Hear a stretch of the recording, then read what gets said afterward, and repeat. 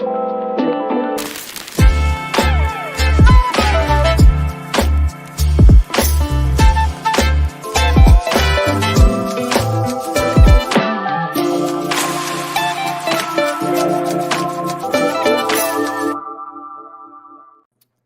is up, everybody? Welcome to Party on Broad. Our NFL draft content continues. It rolls on with a top 10 ranking of the best tight ends in the 2024 NFL draft. Joining me, as always, he is the Ryan Reese. Go give him a follow on X at Philly Sports PSA. What's good, Ryan?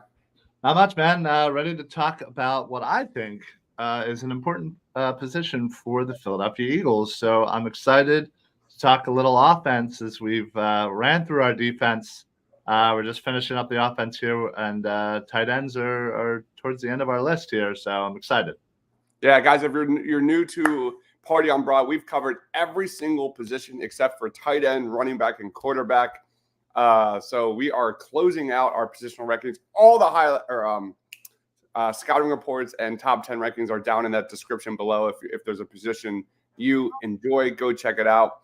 But you let us off, man. So the tight end position is a sneaky, underrated need for the Philadelphia Eagles, especially tight end too. Like after you get a certain individual, we'll talk about soon, but like there's a tier of just developmental upside guys with really intriguing tight end two potential. Where do you see the Eagles and the tight end position kind of going here in this draft? Yeah, it's tough because I feel like we have so many needs, glaring needs on defense, and we've talked about it ad nauseum. But I think I'd be okay with just a bit. I'd be okay with using one of those day two picks on a tight end, and like I said, I think we can easily get an upgrade over what we have behind Dallas Goedert. So, there's a couple of guys here I really like, and I think would be nice to kind of learn under Goedert and really grow with this offense. New OC Kellen Moore coming to town. So, I'm excited to potentially add another weapon and run some 12. Me too, man. Let's jump right into our top 10 rankings, guys. If you're watching us live, comment your thoughts on our rankings here, but number one is no surprise to anybody here. It is Brock Bowers. This is a guy who battled throughout injuries throughout last season, but that's not going to impact his draft stock whatsoever, man. This guy appeared in 10 games, including the SEC championship game when they beat Alabama, but defeat to Alabama. My bad. But I think most of his draft stock were the last two seasons in 2021 and 2022, helping Georgia go back-to-back national championships. And in that stretch, 119 receptions, over 1,800 yards, 20 touchdowns across that time frame. Far and away, the top-ranked, most pro-ready tight end prospect in the 2024 draft. He's an explosive run-after-the-catch threat. He has ridiculous movement skills in the open field. The Bulldogs routinely schemed him up to manufacture touches that really let his athletic profile shine, especially in space. Elite ball skills that really shows up during contested catch situations. His play strength, physicality, and body control are just absolutely next level.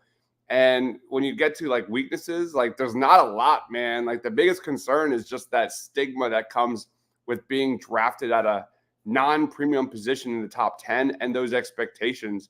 He's been drawing Kyle Pitts comparisons for the last couple of years. He looks like a borderline lock to be a top 5, top 10 pick in this year's draft. And while Kyle Pitts really hasn't met those lofty expectations, you got to consider like just one tight end was selected in the first rounds of the 2022 and 2023 NFL drafts combined. But to be fair, none of those guys have the athletic profile or the talent of Brock Bowers. He's, again, going to go top 10. The dude is an absolute stud. Yeah, I mean, this guy's, in a class all by himself here. And yeah, I'd be really shocked if he wasn't drafted.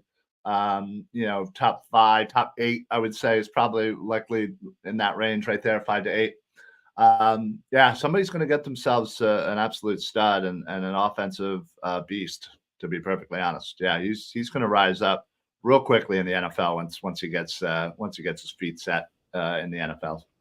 Awesome. All right, that's number one, Brock Bowers. No surprise there, and no surprise here. I think number two is pretty much a stone cold lock as well. After number two, things tend to get pretty interesting, but it is JT Sanders out of Texas, man. What's this guy hitting on? Yeah, Jatavian Sanders is definitely one of my personal favorites. I just loved this Texas offense, and unfortunately, with that offense, there were so many weapons. He didn't get a lot of targets, so the numbers on the field, aren't going to blow you away. But just showing up when it mattered, when he was targeted, he absolutely came to play. During the Sugar Bowl, the Big 12 championship, 8 catches, 105 and a touch. During the Sugar Bowl, the semifinal against Washington, 6 for 75. A couple of really nice plays there. Changed the momentum there and almost got Texas to the finish line there. But listen, this guy is an absolute just reliable receiver, first down machine. What's really great is not only does he excel in the middle, but he has a kind of a way of high pointing the ball and just kind of out leaping some of these defenders that are on him. So his quarterback knew and trusted him to kind of get the ball a little high. He's going to be able to get it. He's actually a really good blocker, especially out in the open field. Shows real good knowledge of angles and strength. Against some of the secondary blocking that he needed to get after. So that is certainly something. His versatility, not only being able to be a weapon offensively and also be able to block. He's actually a really good guy after the catch. Something that I think will really serve him well in the NFL. I will say, certainly sometimes going up against some of the faster linebackers, he wasn't necessarily able to get as much separation, but certainly something that he's going to work on is trying to improve his route running. But he does have the agility and does have pretty good deep end speed for JT Sanders out of Texas. So this is a guy I absolutely love, and this is personally a guy I would run up to the board for in the second round, should he be there at either the 50 or the 53 for the Philadelphia Eagles, for sure. Yeah, we've done a lot of mock drafts on this channel, and he's pretty much 99% on your draft list. So can't help it. It's something I focus to. You see kind of how those mock drafts go and how people are projecting certain players to be at certain spots. And yeah, he's definitely one of those guys that I think, the premium isn't really there on tight ends, but man, he could be an absolute steal if we could get him into the midnight green. So I absolutely agree. He's a great player. Plays in the slot. You can put him all around the field, man. Wherever and do whatever. You can tell him to run down, get a first down, he's going to get it. You get him on a slant, and he's going to take it for 25, 30 yards. Yeah. Or if you need him to block whoever, he's the ability to do that too. So imagine going from 0 to 100, for a team that did not utilize the middle of the field whatsoever in 2023.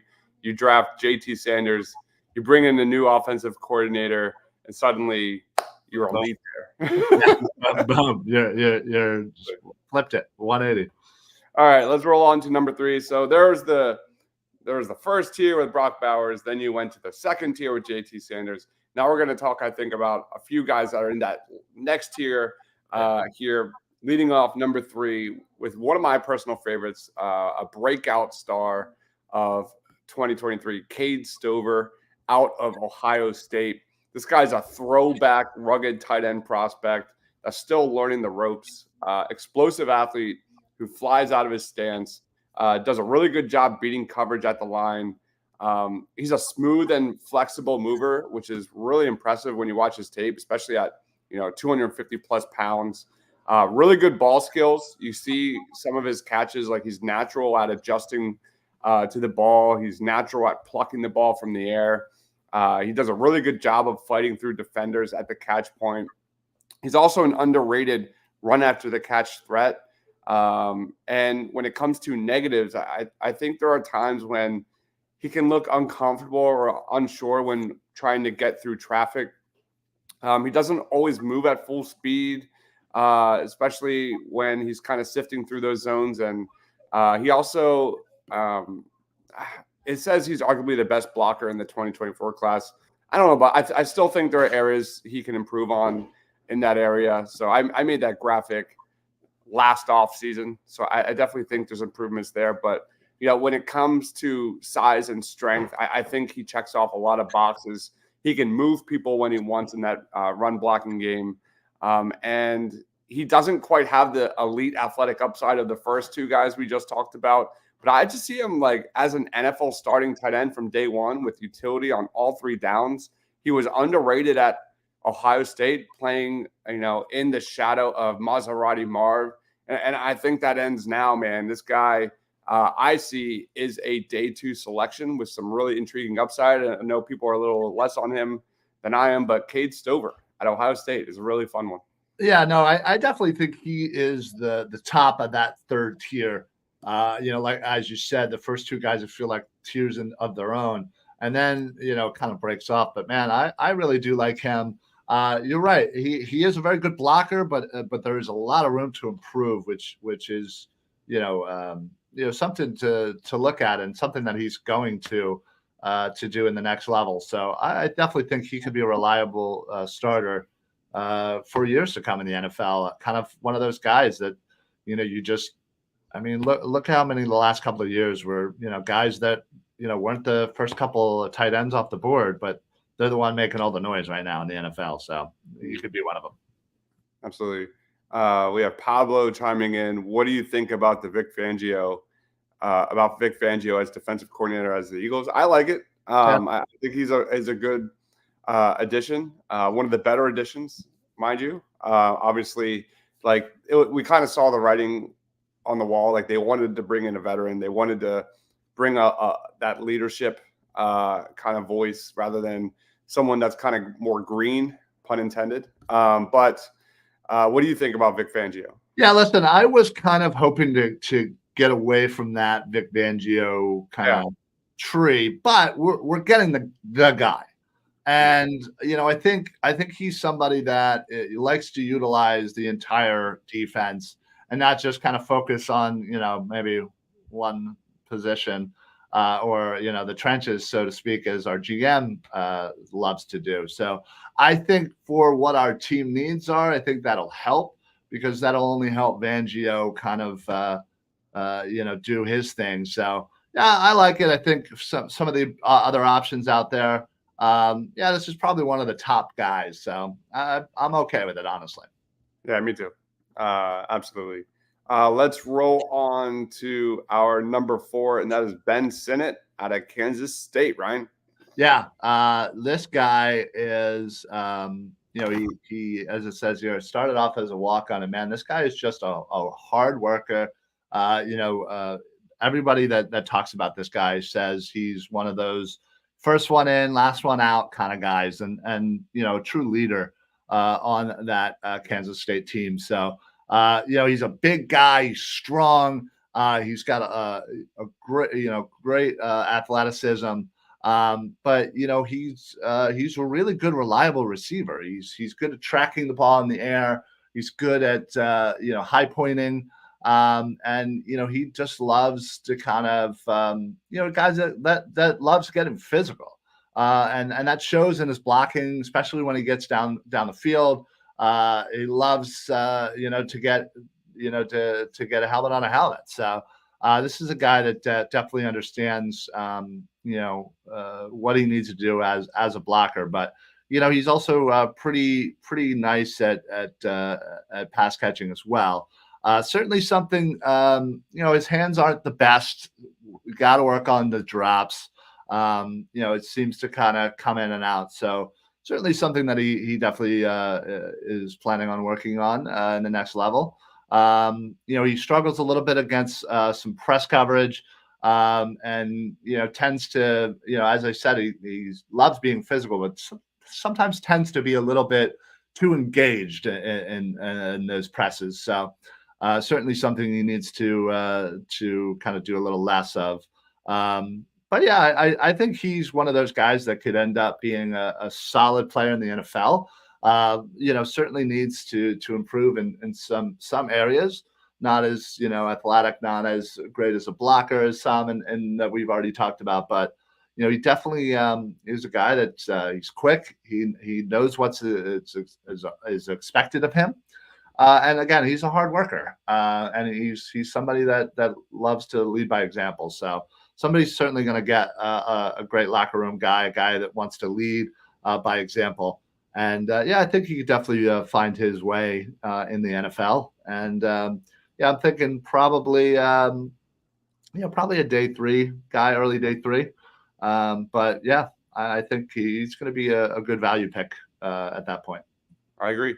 And we're going to be talking about a lot of upside here moving forward. Let's talk about this guy, number 5. It is Breonna Ford, 6'7", 270 pounds, out of Minnesota. Obviously, you start with the measurables, man. That height and weight is ridiculous, and he's hilariously even bigger with his wingspan and catch radius. And he's actually really athletic, especially with the ball in his hands. If you watch the tape, like he's hurdled some dudes, which is crazy at that size. It's crazy. He's got also some really interesting versatility. Minnesota moved him around the formation a bit, like as an H-back or in the slot. And then you get to weaknesses. It's kind of like what you see is what you get. This guy's going to be a 24-year-old rookie. So teams that are going to want, more upside at that age, I don't know if that's the thing there, but his route running is average. His get off off the line of scrimmage is average. I have some questions about him as a prospect. Will he be able to be enough of a receiver to be a viable option? So I'm excited. This guy is definitely on a short list of guys I'm really excited to watch during the upcoming Senior Bowl. He could definitely make some noise. Obviously, like that physical foundation projects him as just a big time, pun intended, target in the middle of the field, a big time red zone weapon, a big time contested catch playmaker. I think he's going to face a transition in the pro game, as most tight ends do. I think his best fit will probably be in some sort of spread offense that wants to utilize versatile tight ends in the passing game. And yeah, this guy's a versatile, developmental wide tight end prospect with solid athleticism and just rare physical frame, who in the right scheme could bring a lot of upside to the table. So will teams be willing to kind of wait on a 24-year-old developing at the next level? I don't know. But the measurables are insane. And I could easily see this guy turning some heads over the next couple of months. So Breonna Ford. Yeah, he's a big athletic dude. So that right there is a good recipe. And again, going to the right club, to the right team that can kind of mold him into what they need, he can definitely find himself a role. I mean, lesson with the the fact that Grant Calcaterra and what's Jack Stoll are NFL tight ends should give these guys lots of hope. Oh man, Jesus! All right, rolling on to number 6. We're heading to North Carolina and the ACC. It is Bryson Nesbit. Brian, what's this guy about? Yeah, this guy, you just need to get this guy into the open field. He's got amazing vision, creative runner, and just somebody that is a precise route runner, very crisp in his cuts. He's a nightmare for linebackers, and he gets his separation pretty consistently.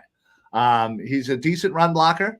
He could certainly, he has even potential return specialist in his game. So yeah, again, he obviously worked with May, who's probably going to be the second pick in the draft. So that he certainly benefited from that. But yeah, he's definitely got a guy that's just fluid, athletic, and really has a good acceleration and decent top speed. But yeah, he just again he's very inconsistent in a lot of ways, though, unfortunately. Kind of his release off the line sometimes seems jaggered. He's not an ideal size, and he's not the strongest.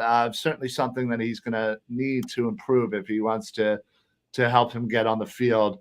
And yeah, it just seems like for the separation that he sometimes gets, he sometimes doesn't utilize it as much as he should. So there's a few things. Again, it's a raw prospect here, and again, I think somebody that has you see these moments and these plays that he has, and you're like, wow, this guy can be something special.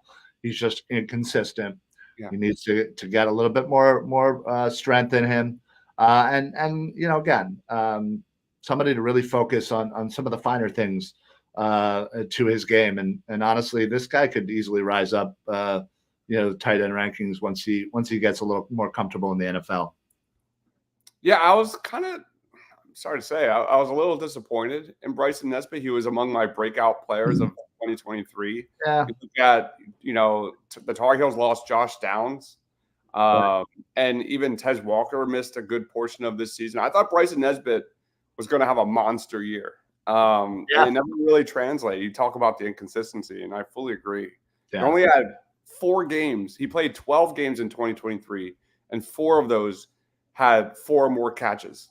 So it's just that's so shocking considering Drake May and everything there. So no, you're absolutely right. And one of those games that he had more than 4 was a double overtime game. So I'm sure he got a little extra time there to get that. But you're absolutely right. It's a guy that you thought he the year before he had just over 500 yards. You're thinking the ascension continue. And he ended up with 585 yards. So he really only had like 75 more yards than he had the previous year. And that's not the rise that we all kind of thought. So again, raw, just somebody that needs to get more consistent. But he has all the intangibles, all of the physical skills. He's very athletic. So you hope he could kind of put it all together and coach up and be there. So. All right, let's roll into number 7, and this is a guy that's all about upside. A guy that played 15 games last year, and only 2 of them had receptions of 3 or more. He is. I mean, it's understandable. It is AJ Barner out of Michigan, 6'6", 251 pounds. This guy is all about upside, and upside. He looks like a big-time sleeper in this year's draft. He looks like one of those like tight end 2s on your roster, maybe one of the more underrated prospects. He spent the first 3 years of his college career at Indiana before transferring to Michigan last year.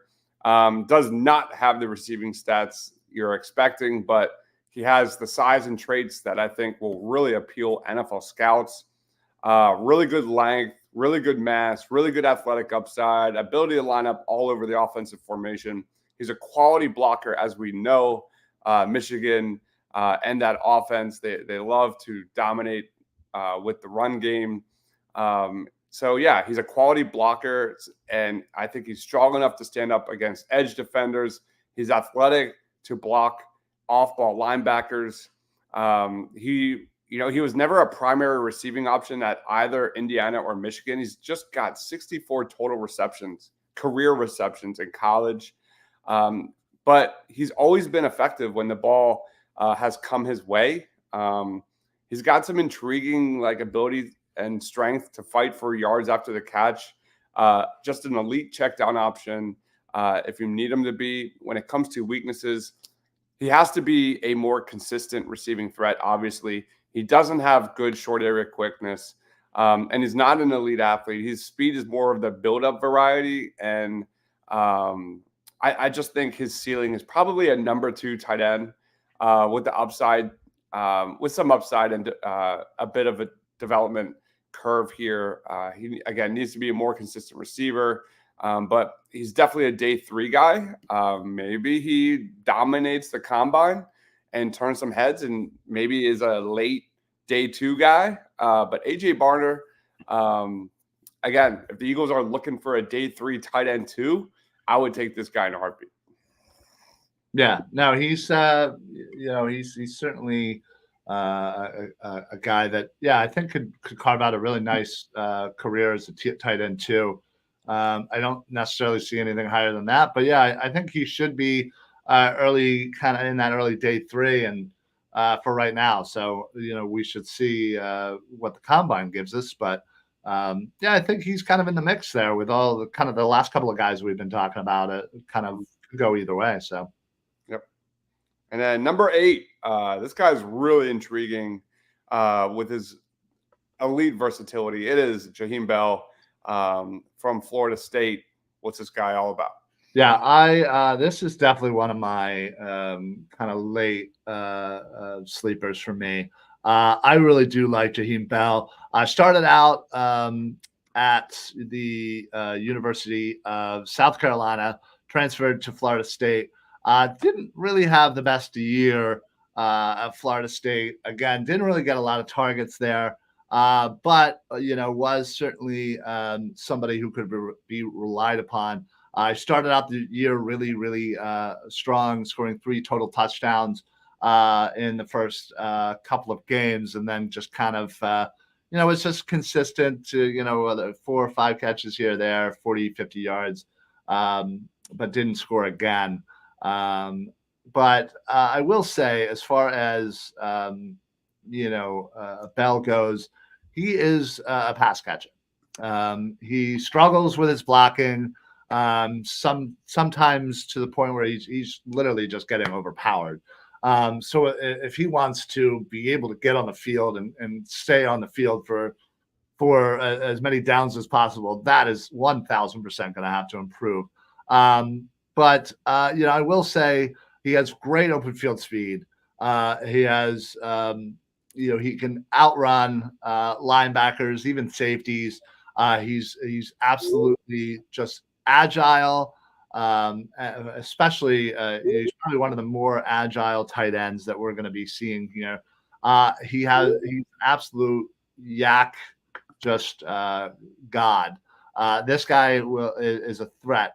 Anytime you give him the ball, he's getting extra yards. That's for sure. He's just dynamic and just knows his role to keep the play going. So. Again, blocking. This is going to be his biggest knock for sure. He needs to be more physical. He needs to get more strength in him.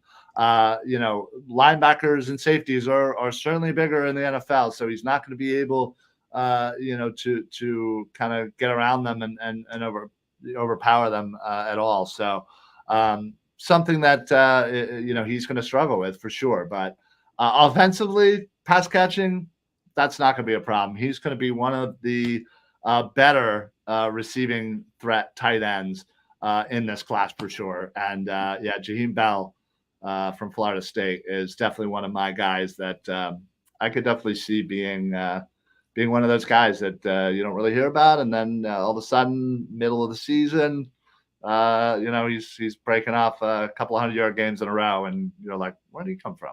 Wow. Yeah, for modern NFL offenses that love the Shanahan, the McVay, get the ball out fast, let your guys, get those guys in open space. Jemell Bell is right there. Like that's exactly that dude. Number 9, another sleeper, I think, especially a guy to watch at the Senior Bowl is Jared Wiley out of TCU. I think he's a big time sleeper. You look at the 2023 season. All Big 12 first team. He had 47 catches for 520 yards and 8 touchdowns. 6'7", 260 pounds. He's a receiving threat on all three levels. Really good in the open field, really good hands. He had a really crazy one-handed catch against Colorado that you really have to see. He also shows really good quickness for someone at that size and weight, which is crazy. Like, at that size, you're not supposed to be a vertical threat. And he had an 81-yard touchdown reception against Baylor this year. That's absurd. So, yeah, he's tough to take down after the catch. When it comes to blocking, he's aggressive. You know, he's always looking for someone to hit. He definitely needs more technique in that area. He has experience with his hand in the dirt, flexed out in space. He's got sneaky athleticism. Again, another guy that I'm really excited to see surprise people at the upcoming Reese's Senior Bowl. And he just needs to iron out the finer parts in his game, like route running and how to play through contact, because there are not a lot of tight ends with Wiley's size who can run the way he does. He's got all the makings, I think, of a potential number one tight end. And then maybe we're too low on this guy because he has the NFL build. He's a natural playmaker. I think he's going to shoot up the draft boards, and that's Jared Wiley. Keep an eye out for that guy. Yeah, no, you're absolutely right. He definitely has the size, and I think you're right. He's another one of those sleepers that, you know, he may shoot up these boards come combine time, and you know, you're going to be hearing his name called a lot earlier than I think we anticipated. You know, earlier in the season for sure. Yep. And to round out the top 10, another big time upside dude. He is Tre Johnson out of Penn State, Ryan. Yeah, this guy is, again, another huge upside guy. He's big, 6'6", 264. You know, he is somebody that seems to be pretty consistent. Doesn't get a lot of targets, but he seems to find the end zone quite a bit. So that is certainly something, you know, that you need to kind of hang your hat on with Johnson here. He has really good and reliable hands. He absolutely loves battling and is willing to kind of make those tough catches in the middle of the field. Seems to be, you know, he's certainly more of a possession guy, not really one of those athletic, deep threat kind of field stretcher types, but you know, he's competitive. He loves fighting. Good run after catch, fighting for those extra yards. So that definitely makes him a threat in the middle of the field for sure. You know, he kind of he seems when he you know, I was just saying that he's not necessarily your field stretcher, but he kind of has when he runs his routes, he kind of looks more like a wide receiver than a tight end. He has good explosion off the line, good quickness, and really good body control. You know, especially given how, you know, his size. So yeah, he absolutely fits the mold for a good possession tight end in the NFL. And, you know, again, he has decent, you know, decent strength, good hands, and a willingness to kind of to get physical. I will say, you know, his route tree is probably a little limited for the NFL. Something that he's certainly going to have to be a little bit more versatile. You know, as I said, he kind of was only used to very small ways in Penn State. And yeah, I think, you know, obviously he's going to need to improve his blocker. Not something that he does exceptionally great, but he's not bad at it. You know, he's no Jemell Bell bad, but you know, and he's going to need to absolutely get stronger. He's big, but he needs to get stronger if he's going to, you know, become a true blocker in the NFL going against some of these linemen that he's going to be facing on Sundays. But yeah, I absolutely liked Tre Johnson, again, Penn Stater, so I'm sure the local people here are rooting hard for him. So, but yeah, I think he's another one that could easily find himself a place in the NFL. And, you know, right now I think he's probably a mid day 3 target in that area. So he had 7 touchdowns in the last 8 games for Penn State. Yeah, he just has a knack to find the end zone. So you know, I don't remember. I watched a lot of Penn State. I was same. You're 100%. You're right. I watched a decent amount of Penn State games, and Yeah, I mean, he even scored in the bowl game, the Peach Bowl too. I don't necessarily recall that either. So, but again, I wasn't necessarily looking directly at Theo. Yeah. But yeah, no, I think he's a guy that I think the last couple of guys that we just talked about are guys that could shoot up, have their specific set of skills that are very useful in the NFL. And I think teams are going to see that, and through the draft process, the combine, pro day, etc. They're gonna shine in these areas, and I think we're going to be hearing their names, quite quickly come April. I do too. A lot of guys with size, receiving upside, red zone threats. Could be a fun Senior Bowl for the tight end position. That's for sure. So we have nearly done every position here. All that's missing is quarterback and running back. For a running back, I have no idea. That is a position that is completely variable at this point. My board is crazy all over the place at the running back spot. It's tough to nail down a specific ranking because I feel like the more I'll look at one, I'll be like, oh wow, I didn't notice that. And I may move them up, or and somebody it's always in flux. So yeah, that's going to be a tough one, I think, for sure. And then as we said, the quarterbacks. I mean, obviously we all know the first couple of guys there. But as far as after May and Williams, things could go a lot of different ways. And again, I think Senior Bowl is going to certainly affect a lot of that. As you've said that there's always a guy that comes out of the Senior Bowl that you're like, wow, he wasn't on my radar as a top guy, and he needs to be. So hence why we're waiting till after the Senior Bowl. Yeah, Aiden O'Connell was one. Looked really good, and then Stetson Bennett. I know he won a national championship, but I didn't really see that guy as a guy, to be honest. Undrafted free agent at best. And man, he ran the 40 well. He played really well. So this quarterback class isn't as good as I thought it was going to be, with a lot of players returning like Shador and Quinn and Cam Ward and things like that. But yeah, the running back class, I just ran into a guy named Jalen Wright out of Tennessee. Oh, yeah. Make sure you watch that guy because I had my top 5 kind of settled. I don't even know anymore. He might be my top 2. That's how kind of all over the place the running back spot is. It really depends on what you want. Right. And you're right. There's no clear cut like there has been in the past where you're like, oh, well, clearly it's this guy. Clearly it's that guy. There really isn't with the running backs. You literally could make a case for so many to be the top guy, honestly. I don't know.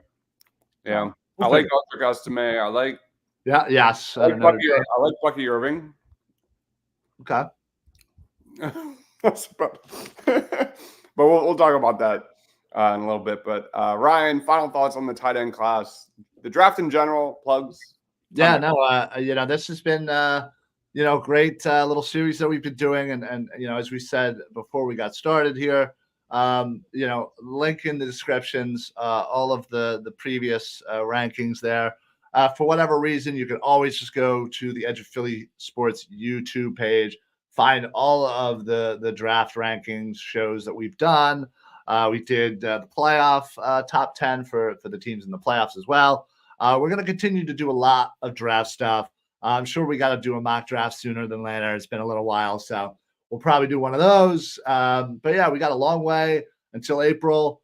We got Senior Bowl coming up, starting this upcoming week for the practices, and then this upcoming weekend for the game.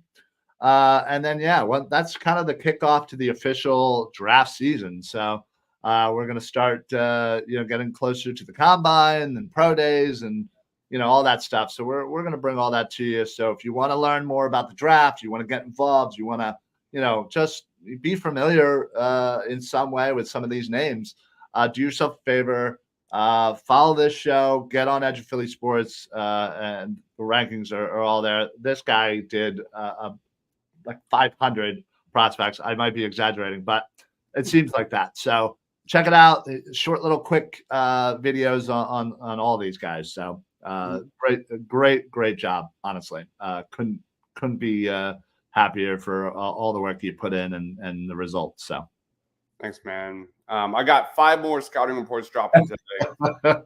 Sorry, 505. Sorry. Yeah, we're into day 3 dudes now. Yeah. So yeah, I definitely need to do a mock draft ASAP. We haven't done one in way too long. Yeah, we're doing one tomorrow. I forgot. We're doing one for tomorrow. Oh, that's right. We are Another doing party on Broad. So yeah, tomorrow night, 9:00, if you're watching it, January 29th at 9:00 East Coast time, we'll be doing just more Eagles content, but also an Eagles 3-round mock for that. Yeah, I can't really think of anything else. Yeah, we're all just getting ready for the Senior Bowl here. Yeah. That's going to be a lot of fun. And I will soon be compiling things into like top 10s and I made a short of my top 10 wide receivers, things like highlight reels and things like that. So nice. It's going to be fun, man. Yeah. Go give him a follow at Philly Sports PSA. Ryan Reese, the best of the best. I am Dives, Mr. Crockpot on X. Thank you, everyone, for watching. For Ryan, for myself, stay awesome, everyone.